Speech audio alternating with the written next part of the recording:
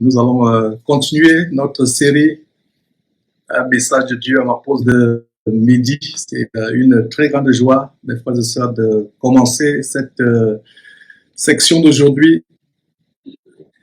Alors, mes frères, nous continuerons aujourd'hui à explorer cette merveilleuse clé que Dieu nous a donnée pour ouvrir toutes les portes de la terre. Cette merveilleuse clé qui est la louange. Nous allons approfondir le message que nous avons fait, que nous avons partagé le 24 juillet, il y a une semaine jour pour jour, qui était intitulé La louange te délivre puissamment. Et à titre de rappel, pour ceux qui sont habitués à nos enseignements, le Seigneur Jésus-Christ est venu pour faire deux choses. Il est venu sur terre pour exposer deux choses. Un, il est venu pour exposer la bonté infiniment grande et extraordinaire de notre Dieu et Père, qui est pareillement son Père. Ça, c'est la première chose que le Seigneur Jésus-Christ est venu sur terre pour exposer, c'est-à-dire la bonté de Dieu, le Père Céleste, le tendre Père Céleste. La deuxième chose que Jésus-Christ est venu sur terre pour exposer, c'est la nature profondément méchante et perverse de notre ennemi, le diable, qui ne vient que pour dérober, égorger et détruire, comme d'ailleurs Jean chapitre 10, verset 10 le révèle. Le voleur ne vient que pour dérober, égorger et détruire. Donc voilà les deux choses que le Seigneur Jésus est venu exposer. Premièrement, je résume, exposer l'infinie grandeur de la bonté, de la miséricorde de Dieu. Et la deuxième chose, c'est la nature profondément pécheresse, méchante, séductrice du diable qui ne vient que pour dérober, égorger et détruire. Et la seule préoccupation de Satan sur terre, c'est d'apporter le maximum de personnes en enfer et de séduire la terre, de détruire, de causer maladies, des tourments, des persécutions, la mort d'ailleurs est venue par Satan et d'entraîner le maximum de personnes en enfer. Nous allons partager le chapitre 61 d'Ésaïe. Tournez vos Bibles dans Ésaïe chapitre 61 qui contient un passage, très grand passage, qui résume le ministère de Jésus-Christ sur terre et qui révèle un très grand secret, au sujet de la louange. D'ailleurs, le Seigneur Jésus-Christ cite ce passage en Luc chapitre 4, dans l'un de ses tout premiers sermons qu'il a prêché. C'était dans une synagogue à Jérusalem. Alors, lisons ensemble Ésaïe 61, notez que Jésus cite ce verset, ce passage que nous allons partager. Jésus le cite en Luc chapitre 4, dans l'un de ses premiers sermons, quand il commence son ministère.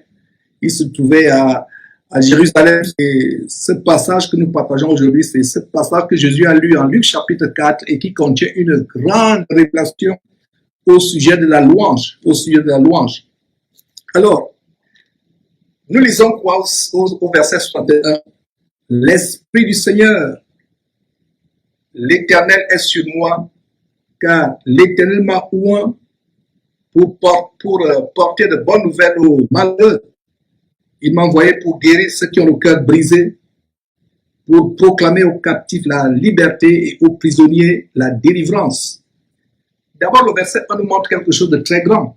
Et pour ceux des frères et sœurs qui ne comprennent pas encore la différence entre Jésus-Christ et Dieu, voilà un bon verset qui nous montre la différence entre Jésus-Christ et Dieu, mon Père. Ils sont séparés l'un de l'autre. Et c'est le même passage que Jésus a lu en Luc chapitre 4 au temple, dans l'une des synagogues, plutôt dans l'une des synagogues.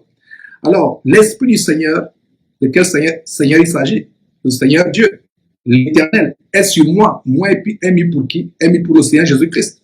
C'est car l'Éternel m'a oint. M'a émis pour qui? M'a émis pour Jésus-Christ. Pour faire quoi? Pour porter de bonnes nouvelles aux malheureux, à ceux qui sont dans la misère, que ce soit physiquement, que ce soit moralement, que ce soit psychologiquement, émotionnellement, pour porter de bonnes nouvelles. Et justement, le Seigneur Jésus est venu apporter de bonnes nouvelles. Donc, regardez comment Ésaïe, que nous considérons comme étant le précurseur des 4 évangélistes, Matthieu, Marc, Luc et Jean, c'était le premier, et c'est l'un des 5 évangiles à mon avis, parce que le livre d'Ésaïe relate les choses que Jésus devait accomplir avant même qu'il ne vienne, avant que Dieu l'envoie sur terre.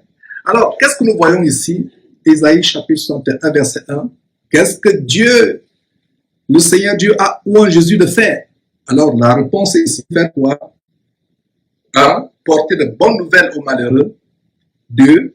Et regardez quand Jésus a commencé son ministère, il dit, heureux les pauvres, heureux les affligés, car le royaume de Dieu est pour eux. Allez lire cela dans Matthieu chapitre 5 quand il a commencé son ministère. Heureux les affligés, heureux les débonnaires, heureux les malheureux. Le royaume de Dieu est avec eux. Donc, qu'est-ce que Dieu, l'Éternel Dieu, a pour Jésus de faire? 1. Annoncer la bonne nouvelle aux opprimés, afin que ceux qui ont le cœur brisé puissent avoir la liberté. Il est venu proclamer la liberté, la libération, l'affranchissement à ceux qui sont captifs, à ceux qui sont asservis. Jésus est venu pour libérer. Le diable, lui, il a été jeté sur terre. Et quel est son rôle? À servir les gens, les rendre esclaves, les rendre prisonniers, opprimés. Je me demande comment les gens peuvent aller adorer le diable. Il y a des gens qui vendent leur âme au diable pour des richesses incertaines, éphémères et passagères de la terre. Ils vendent leur âme. Le rôle du Seigneur Jésus étant venu sur terre, c'était d'apporter l'affranchissement, la délivrance des prisons. Alors que le diable, mes frères et sœurs, c'était pour venir détruire. Et rappelez-vous ce qu'on a vu, je crois, hier ou avant-hier, comment en Apocalypse chapitre 12, la révélation est donnée à savoir que le diable est descendu sur vous. En Apocalypse chapitre 12, verset 12. Malheur à vous, terre, car le diable est descendu sur vous, agité d'une grande colère, pas d'une colère, mais d'une grande colère, sachant qu'il lui reste peu de temps. Alors, une chose que nous voyons ici, c'est que nous avons l'affranchissement en Jésus-Christ, nous avons la liberté, nous avons les chaînes de l'asservissement qui sont brisées. Continuons au verset 2. Verset 2, pour publier une année de grâce de l'Éternel et un jour de vengeance de notre Dieu, pour consoler les affligés, pour accorder, verset 3, pour accorder aux affligés de Sion, pour leur donner un diadème au lieu de la cendre, une huile de joie au lieu de deuil, un vêtement de louange au lieu d'un esprit abattu. Voilà la grande révélation, mes frères et sœurs. Nous commençons à entrer petit à petit dans cet enseignement. Le verset 3 révèle quelque chose de tellement grand. Et plaise à Dieu, je vais expliquer cela afin que vous puissiez comprendre la grande révélation verset 3 pour accorder aux affligés de Sion, pour leur donner un diadème au lieu de la cendre. La cendre, mes frères et sœurs, dans les temps bibliques, représentait l'affliction, le deuil. Quand les gens étaient dans la détresse, la désolation, ils avaient perdu un membre de la famille, ils se revêtaient du sac et de la cendre pour leur donner un diadème au lieu de la cendre, une huile de joie au lieu du deuil, un vêtement de louange au lieu d'un esprit abattu. Au lieu d'un esprit abattu. Regardez comment le Seigneur Jésus,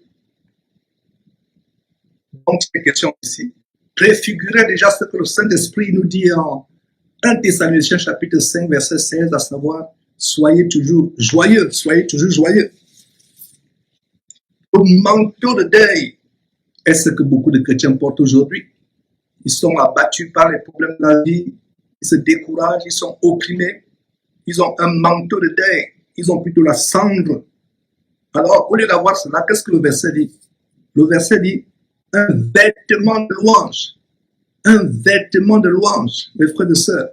Savez-vous que l'esprit d'abattement ne vient pas de Dieu? Notez bien au verset 3, au lieu d'un esprit abattu. Il y a d'autres Bibles qui traduisent cela par un esprit d'assoupissement, ou un esprit de dépression, ou un esprit de lourdeur. L'esprit d'assoupissement, mes frères et sœurs, le savez-vous que l'esprit d'assoupissement ou esprit de dépression, être déprimé, ou l'esprit de lourdeur, ou l'esprit de mauvaise humeur, être triste constamment, ne vient pas de Dieu, mais du diable. C'est quelque chose que le diable essaie de nous faire porter comme un vêtement. Alors, au lieu de porter constamment un vêtement de tristesse, un vêtement de manque de joie, un vêtement de dépression, on est de mauvaise humeur à longueur de journée, on est triste parce que nous traversons des difficultés dans la vie, on est abattu. La Bible nous révèle en Ésaïe 61, verset 3, un vêtement, un manteau ou vêtement de louange. Voilà.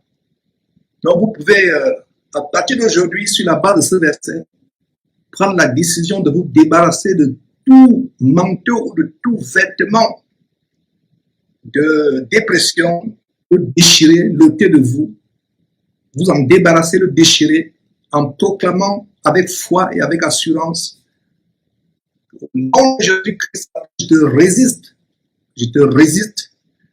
Tu ne pourras plus jamais me revêtir de ton manteau de tristesse, de ton manteau d'amertume, de dépression, ton manteau de manque de joie. Je te résiste, Satan. J'ai été crucifié avec Christ. Le sang de Jésus-Christ a complètement lavé, nettoyé ma vie passée. Tu ne pourras plus m'abattre avec la condamnation, la culpabilité. Je te résiste. Jésus m'a complètement nettoyé, lavé par son sang précieux. Ma culpabilité est partie. Tu ne peux plus m'accuser. Je refuse d'être triste malgré les problèmes que je traverse dans la vie. Je refuse d'être abattu malgré les difficultés. Confessez ces choses. Dites ces mots au diable avec foi et avec assurance. Résistez-le. Résistez au diable. Résistez-lui, pardon. Résistez au diable. Rejetez l'esprit de l'odeur et de la dépression qu'il essaye de vous revêtir comme un manteau. Et vous verrez ça va partir au nom de Jésus-Christ.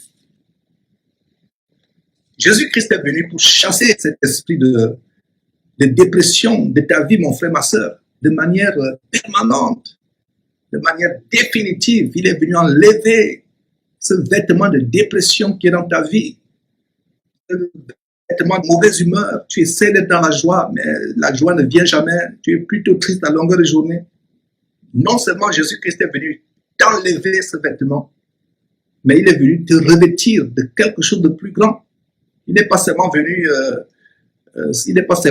enlever ce manteau diabolique de dépression, d'esprit d'abattement pour te laisser nu.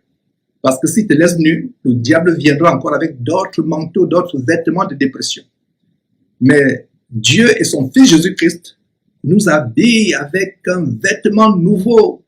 Et Ésaïe 61, verset 3, révèle ce vêtement. Quelle grande révélation, mes frères et sœurs, que celle d'Ésaïe 61, verset 3. Un vêtement de louange.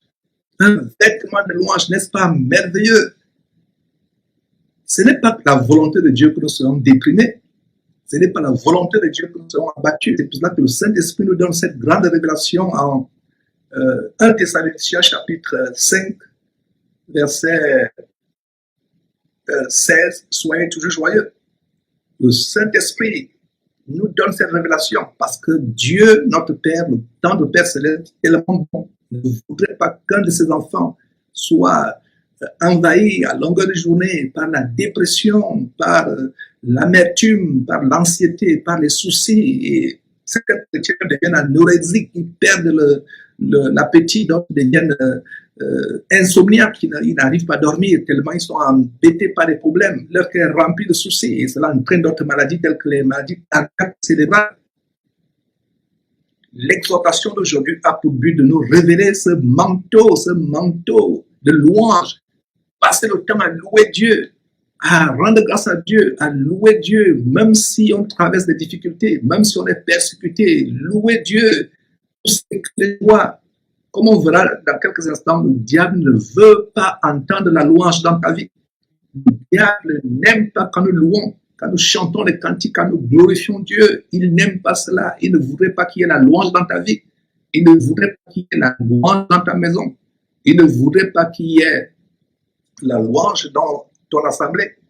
Alors, mes frères, ce qui se passe, c'est que nous devons prendre la résolution à partir d'aujourd'hui, mes frères et sœurs, de remplir nos maisons de louange. Louer Dieu à longueur de journée, sans cesse, pousser les cris de joie, louer Dieu. Cette révélation d'aujourd'hui est tellement grande. Ce n'est pas la volonté de Dieu, mon frère, ma sœur, je répète, que tu sois battu à longueur de journée. Cela peut de temps en temps venir comme une tentation. Mais tu dois la secouer, secoue cela. Comme par exemple, quelqu'un secouerait une limace ou un asticot qui s'est posé sur sa main. Vous secouez, la mauvaise humeur arrive, vous la secouez. Vous sentez que vous êtes déprimé, secouez cela comme un asticot qui veut se poser sur votre corps. Commencez à chanter les cantiques, louez Dieu. Voyons ce que dit la Bible en 1 Jean chapitre 2 verset 6, très rapidement noté. C'est un verset tellement important. La Bible dit, celui qui demeure en Christ doit marcher comme il, Jésus-Christ lui-même a marché. Comment Jésus a marché? Jésus a marché étant déprimé, étant abattu. A-t-on vu Jésus vivre dans la dépression sur terre? Pas du tout. Donc, marchant comme Jésus lui-même a marché, demeurons à lui en faisant ce qu'il a fait, en étant des parfaits imitateurs, en faisant ce que Jésus a fait, en marchant comme il a marché. Donc, si tu te dis chrétien ou chrétienne, mon frère, ma soeur, cela signifie que tu es à l'image de Christ, parce que chrétien ou chrétienne signifie à l'image de Christ. Marcher avec assurance, marcher avec joie. Christ a-t-il été déprimé un jour dans sa vie? Pendant qu'il exerçait son ministère, Christ a-t-il été de mauvaise humeur? Pas du tout. Donc, c'est pour cela que 1 Thessaloniciens chapitre 5, verset 16 dit, soyez toujours joyeux. Jésus n'a jamais, absolument pas été de mauvaise humeur ou déprimé ou découragé. Il portait chaque jour sa croix, il la portait en obéissant à Dieu son Père, en faisant sa volonté chaque jour.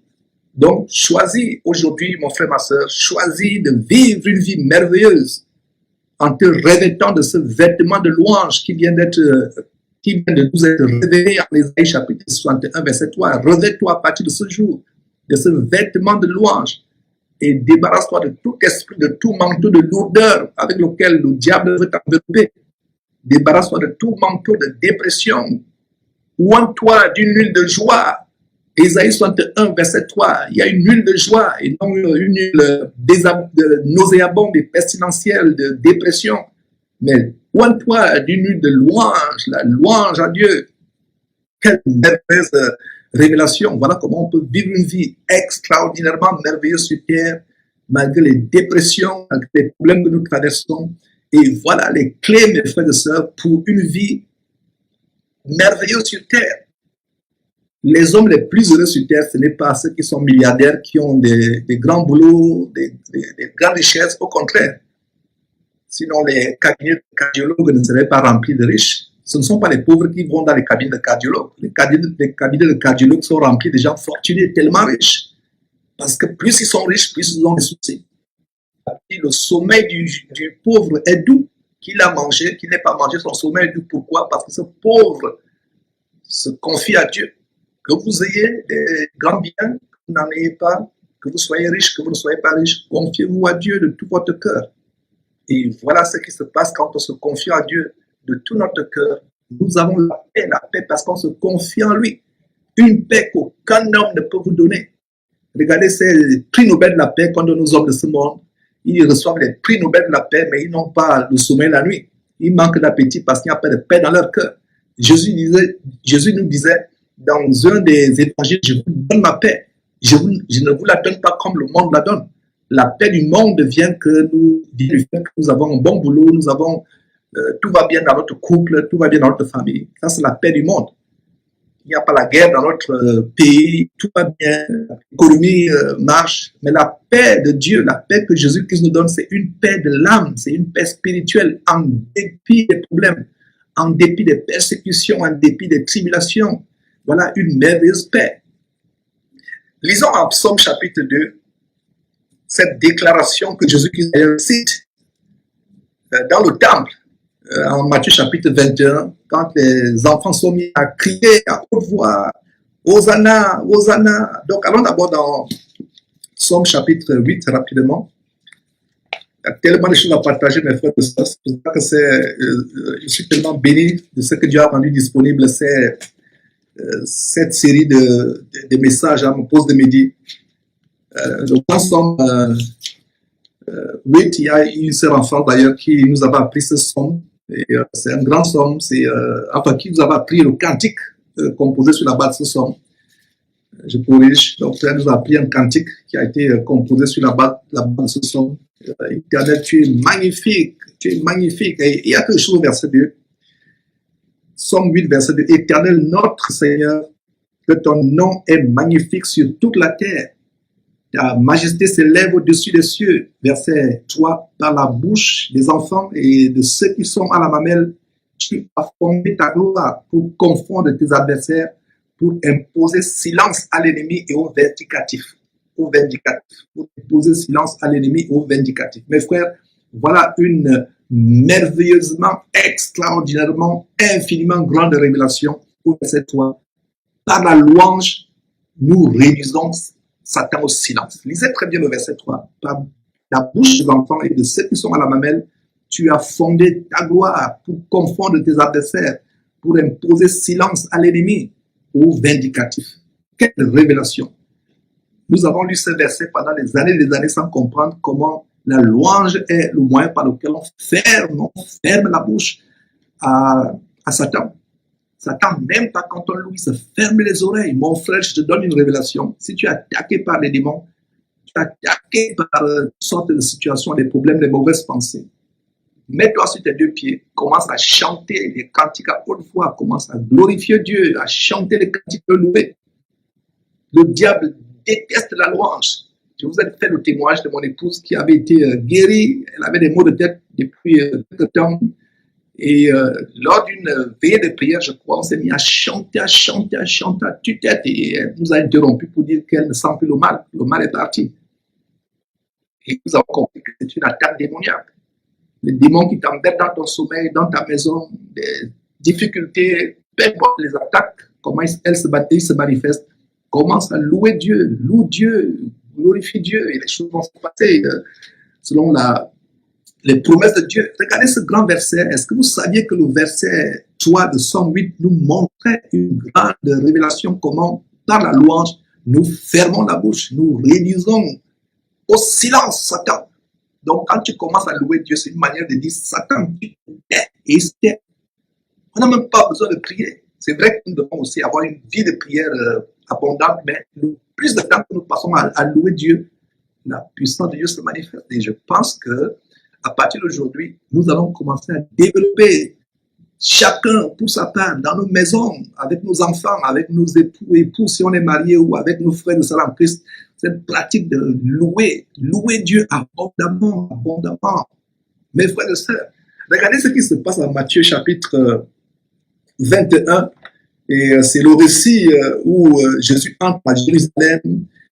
On a étendu les vêtements sur le dos d'un âne pour qu'il s'asseye.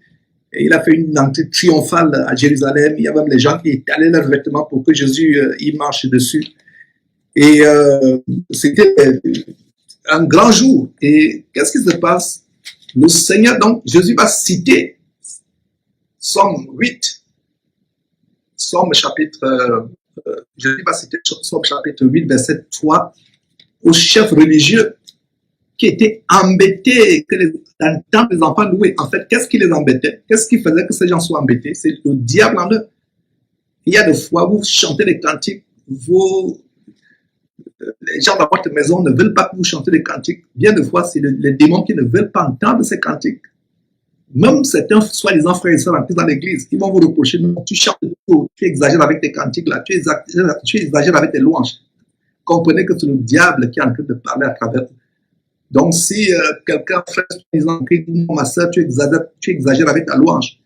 Mon frère, tu exagères avec ta louange. Ça veut dire que c'est Satan qui parle à travers ce frère, même si c'est un frère. Et il y a eu des maisons des chrétiens où par le passé, il y avait beaucoup de louanges, mais subitement, il n'y a plus de louanges. Pourquoi? Parce que le diable a voulu que cette louange, la louange ne soit plus entendue dans cette maison. Il fera tout pour que la louange ne soit pas entendue dans les maisons. Il fera tout pour cesser la louange. Donc, mon frère, ma soeur, toi qui écoutes ce message, si par le passé tu louais abondamment et que tu as cessé de louer, sache que le diable t'a vaincu, il t'a découragé pour que tu ne sois plus revêtu 24 heures de manteau de louange, que tu te revêtes plutôt d'un manteau d'abattement, d'assouplissement, etc., etc. Donc, en Matthieu chapitre 21, Jésus entre dans Jérusalem de manière vraiment spectaculairement phénoménale. On étend les habits, il y a des gens qui ont coupé les branches des palmiers, des rameaux, il les tenait. Donc il fait son entrée à Jérusalem de manière spectaculaire et on arrive au verset, voilà, je vous ai dit verset, Matthieu chapitre 21, voilà.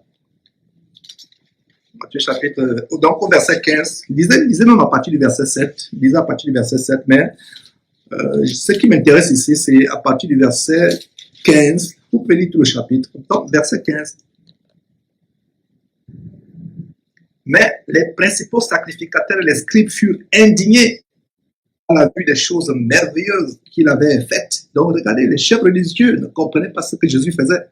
Non seulement ils étaient indignés, il y a quelque chose qui va se passer au verset 15, à la vue des choses merveilleuses qu'il avait faites, et les enfants qui criaient dans le temple, Hosanna au Fils de Dieu. Donc les enfants criaient. Regardez, les enfants criaient. Ils faisaient quoi? Ils criaient. Les chefs religieux, habitués à adorer Dieu silencieusement, ils pensaient que le seul moyen d'adorer Dieu était dans le calme. Je crois particulièrement, moi, votre frère qui vous parle, que la Bible nous dit de pousser les cris de joie. Ça dépend des circonstances. Il y a des moments où vous pouvez adorer Dieu, louer Dieu silencieusement à voix basse. Mais il y a aussi des moments où vous pouvez crier, pousser les cris de joie. Mais les chefs religieux de Jérusalem confrontent Jésus-Christ parce qu'ils n'étaient pas habitués à ce genre de louange.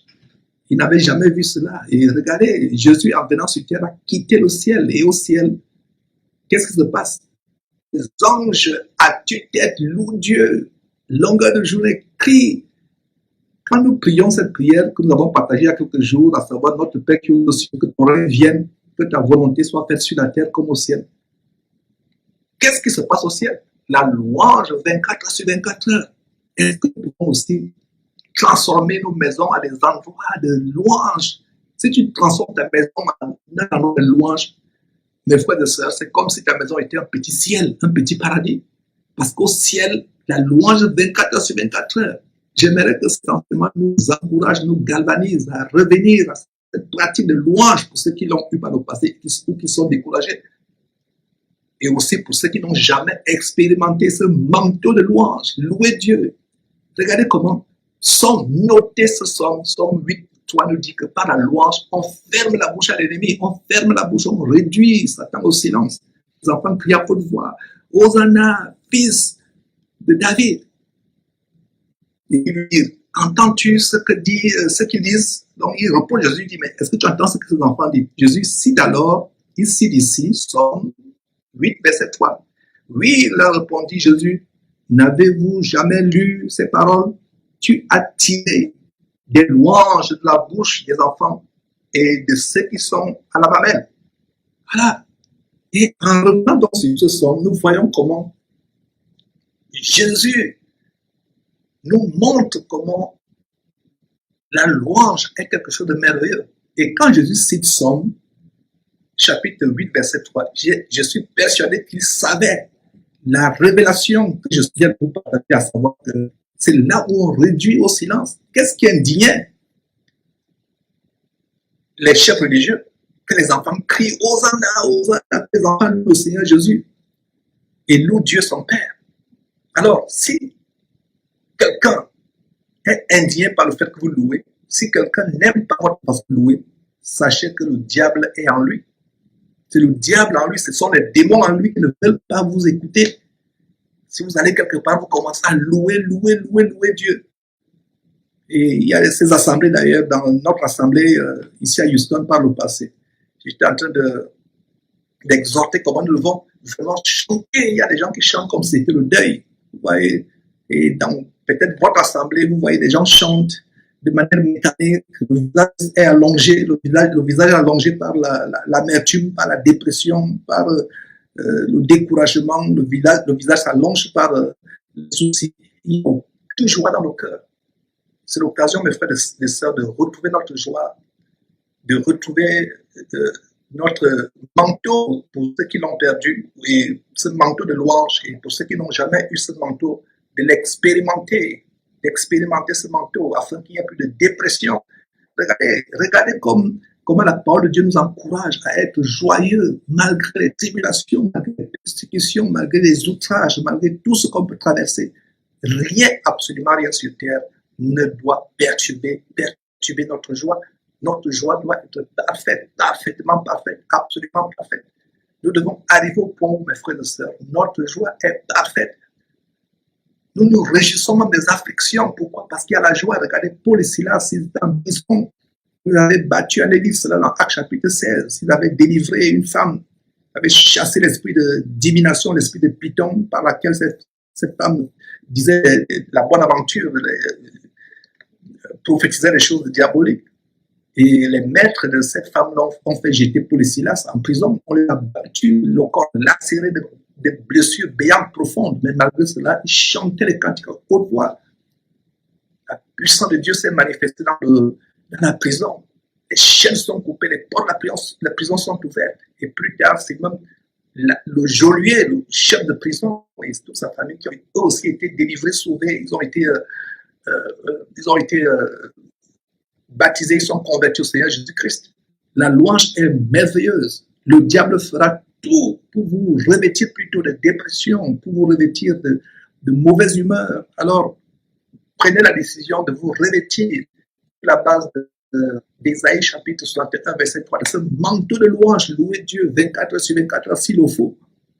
Et la révélation de Somme chapitre 8, est spectaculaire, à savoir que la louange réduit au silence Satan. Une maison où on loue abondamment, le diable n'a pas de place. Le diable a été chassé du ciel, et même s'il n'avait pas été chassé du ciel, une fois qu'il avait péché, je ne pense pas qu'il aurait supporté la louange qu'il y a au ciel. Il ne supporte pas, il se bouche les oreilles. Et même bien de fois, lors des délivrances, il y a eu des situations où nous voulons chasser un esprit impur de quelqu'un, un esprit qui embête quelqu'un, nous nous mettons à chanter. L'esprit de la personne amène la personne à se boucher les oreilles, la personne ne veut pas écouter, la personne dit d'arrêter, la personne supplie. En fait, ce n'est pas la personne, c'est l'esprit à la personne qui supplie. J'espère que cette exhortation vous édifiera et que vous mettrez cela en pratique afin de développer, mes frères et sœurs, cette vie de louange, de glorification de Dieu, afin que vous n'ayez plus jamais, mes frères et sœurs, ce vêtement de dépression, ce vêtement de mauvaise humeur. Et nous rendons grâce à Dieu pour ces partages et que Dieu vous bénisse abondamment et plaise à Dieu. Nous allons continuer demain si le temps le permet ou si Dieu le permet aussi, parce que Dieu est l'auteur de toutes choses. Et voilà, que Dieu vous bénisse abondamment. Mes frères et sœurs, c'est une joie. Et samedi, plaise à Dieu, samedi, le 3, je crois, le 3, nous aurons je ne sais pas si c'est le 3 ou le 4, disons ce samedi, nous aurons notre réunion, notre émission par 7. On reviendra, plaise à Dieu, demain pour un autre sujet selon que le Seigneur nous inspirera. Soyez bénis. Bye bye.